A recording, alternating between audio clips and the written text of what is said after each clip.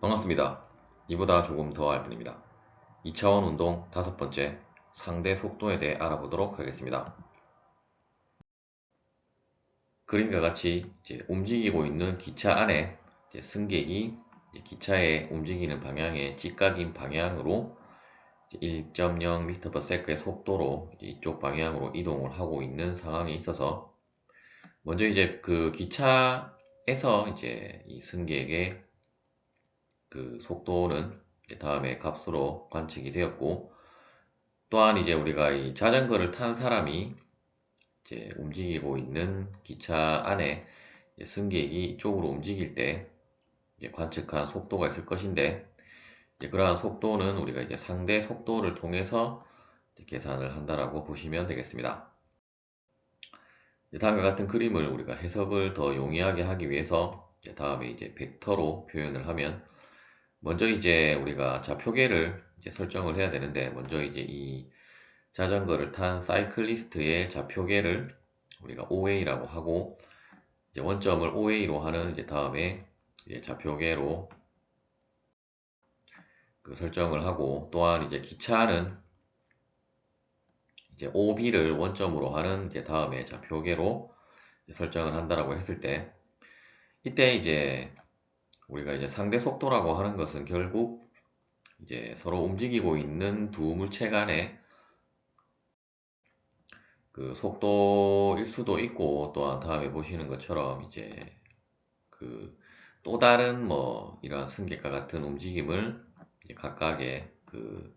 기준계에서 관측을 할 수가 있는데, 먼저 이 사이클리스트는 운동을 하지 않는 어떤 고정 우리가 좌표계라고 가정을 하고, 하지만 기차는 실제 이 3.0ms의 속도로 이쪽 방향으로 이동을 하고 있기 때문에 이동 좌표계라고 보시면 되겠고, 또한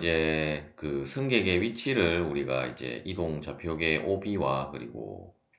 그 고정 좌표계 OA에서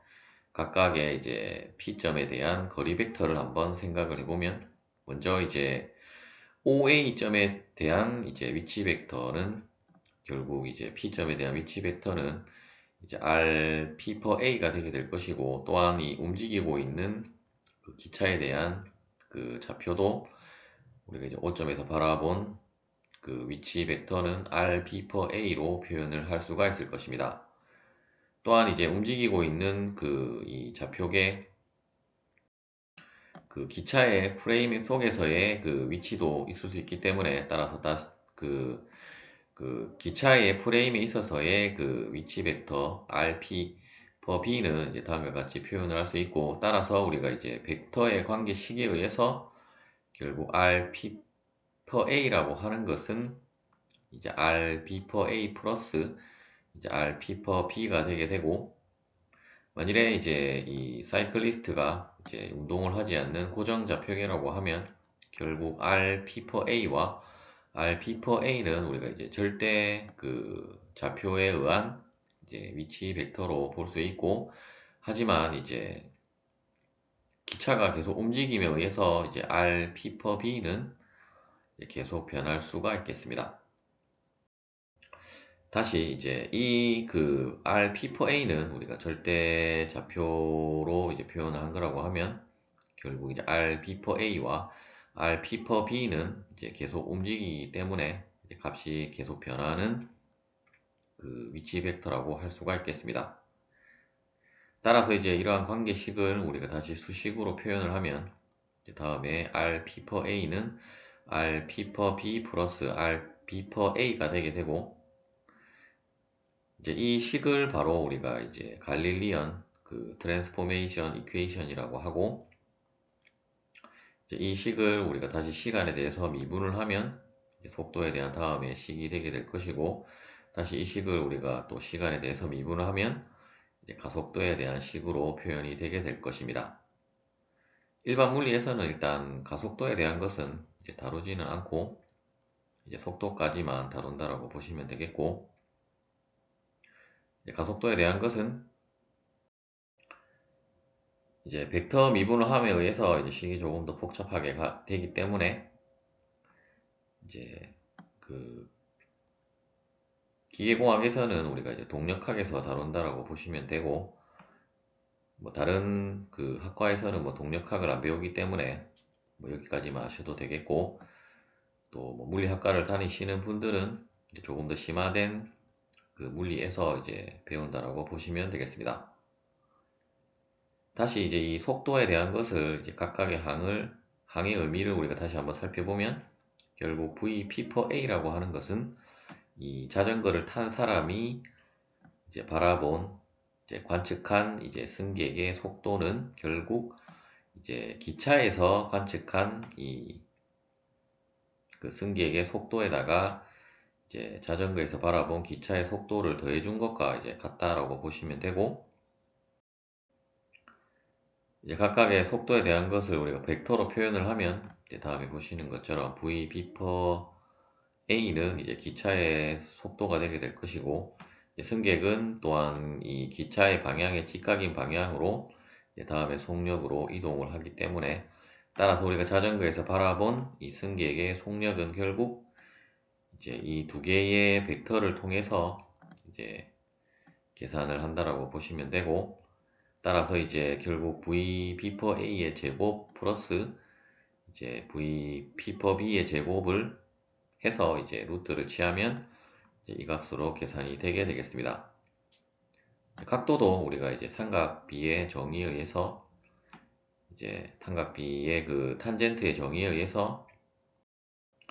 뭐 계산을 하는 것이 가장 일반적이라고 보시면 되고, 이제 우리가 이쪽 부분의 속력을 구했다라고 하면 이제 이 속력을 통해서 우리가 코사인이나 사인을 통해서도 이제 각도를 계산을 할 수가 있겠습니다. 예제를 풀어보도록 하겠습니다. 첫 번째 예제는 이제 이러한 보트가, 이제 보트의 입장에서는 뱃머리를 이제 이 북쪽 방향으로 두고 이제 속도를 그 10km per hour의 속도로 이제 강물을 가로질러 가는데, 그런데 이제 또 강물의 속도가 이제 5.0km per hour로 이제 이 동쪽 방향으로 강물이 흐르기 때문에 실제로 배는 이제 이러한 식으로 이제 BE 방향으로 이제 이동을 하게 되고, 이때 이제 VBE의 크기와 그리고 이렇게 비스듬하게 이제 이동을 하게 되는 각도 시타를 구하라는 문제가 되겠습니다. VBE는 우리가 이제 그 벡터 관계식에 의해서 결국 VBR 플러스 VBE가 되게 되므로, 이제 크기를 구할 때는 이것의 크기의 제곱 플러스 이것의 크기의 제곱을 해서 이제 루트를 취하면 이제 VBE의 이제 크기가 계산이 되게 되고, 이제 방향은 우리가 시타를 통해서 이제 알 수가 있는데, 먼저 이제 크기는 이제 앞서 설명드린 방법대로 이제 각각의 값들을 대입을 해서 이제 계산을 해보면 11.2km per hour로 계산이 되고, 이제 각도 시타는 우리가 이제 VBE를 구했기 때문에 VBE 코사인 값을 취하면 코사인 시타는 VBR이 되게 되므로, 따라서 이제 그 관계식에 의해서도 뭐 구할 수도 있고, 혹은 이제 풀이와 같이 이제 탄젠트 시타는 VBR분의 VRE이므로, 따라서 이제 시타는 아크 탄젠트 그 VBR분의 VRE로 이제 계산을 해보면 이제 26.6도가 되겠습니다. 두 번째 예제는 이제 이러한 비행기가 이 북쪽 방향으로 비행을 하기 위해서 이제 필요한 그 각도 베타와 그리고 실제 이렇게 북쪽 방향으로 이동을 하는 속도 VPE를 이제 구하라는 문제가 되겠습니다. 이제 실제로 운전은 이제 각도 베타를 얼마만큼 이렇게 회전을 해서 운전을 하는지는 지금은 알 수 없지만, 이제 속력의 값은 이제 240km per hour로 주어져 있고, 또한 이제 바람의 방향이 이제 동쪽으로 100km per hour로 이 방향으로 분다라고 했을 때, 먼저 우리가 속도 이제 상대 속도식을 우리가 적어보면, 이제 VPE는 VP per A 플러스 VA per E가 되게 되고, 이제 아랫부분은 각각의 항에 대한 이제 우리가 현재 방향과 값을 이제 명시한 거라고 보시면 되고, 현재 이제 VP per E는 이제 지구에서 바라본 이제 비행기의 속도라고 보시면 되겠고, 현재 값은 알 수 없고 북쪽 방향으로 이동을 하고 있고, 이제 그 공기 중에서의 이제 비행기의 속력은 이제 240km/h로 주어져 있고, 하지만 이제 베타를 알 수 없기 때문에 현재 방향을 알 수 없고, 이제 바람의 이제 속도는 이제 VA per E가 되게 되고, 이제 100km/h로 이제 동쪽 방향으로 이제 불고 있다라고 했고, 따라서 이제 우리가 벡터를 그릴 수만 있다라고 하면 이제 벡터에 의해서 결국 이제 그 VP per E는 결국 이제 VP per A 마이너스 이제 VA per E로, 즉 이제 이 벡터는 이 벡터의 그 반대 방향으로 해서 다시 이제 우리가 알고 있는 값을 통해서 이제 이 값을 구해야 하기 때문에, 이제 실제로는 이 값의 제곱은 이제 이 값의 제곱 플러스 이 값의 제곱의 루트를 취한 값이 되게 되는데, 그냥 우리가 피타고라스의 정리만 사용을 하면 이 값의 제곱이라고 하는 것은 이 값의 제곱 플러스 이 값의 제곱이 되게 되고, 다시 이제 피타고라스의 정리에 의해서는 이제 가장 큰 빗변의 길이의 제곱은 이 두 개의 그 값의 제곱과 같기 때문에, 따라서 이제 이 값의 제곱은 이제 이 값의 제곱 플러스 이 값의 제곱인데, 우리는 이제 이 값을 구하는 것이기 때문에 이제 이 값을 이쪽으로 이항을 하면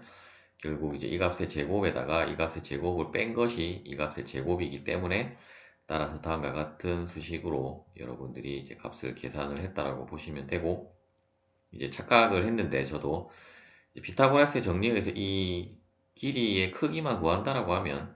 이제 방향과는 여러분들이 무관하다라고 보시면 되고, 피타고라스 정리에 의해서는 가장 큰 빗변의 길이의 제곱의 나머지 두 개의 그 길이의 제곱을 더한 것과 같기 때문에 이제 그 관계 식에 의해서 이제 계산을 한다라고 보시면 되고, 따라서 이제 VP per E를 계산을 해보면 이제 218km/h가 되겠습니다. 따라서 이제 결국 이 값을 구했기 때문에 각도 베타는 이제 우리가 각도 베타를 구할 때도 마찬가지로 어차피 이 값의 크기만 중요하기 때문에 이제 방향과는 무관하다라고 보시면 되고, 따라서 이제 결국 탄젠트 베타는 이제 이 길이 분의 이 길이이기 때문에, 따라서 이제 아크 탄젠트 218분의 100으로 계산을 해도 되고, 이제 이 책의 풀이에서는 이제 사인으로 하면 이제 사인 베타는 이제 이 길이 분의 이 길이이기 때문에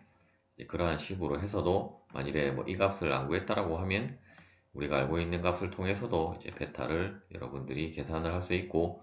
또한 이제 베타를 구했다라고 하면 VPE는 결국 VP per A에 이제 그 코사인 베타를 곱해주면 이제 이 값이 나오기 때문에, 이제 그러한 식으로 여러분들이 계산을 해도 이제 동일한 값을 계산을 할 수가 있을 것입니다. 시청해 주셔서 감사합니다.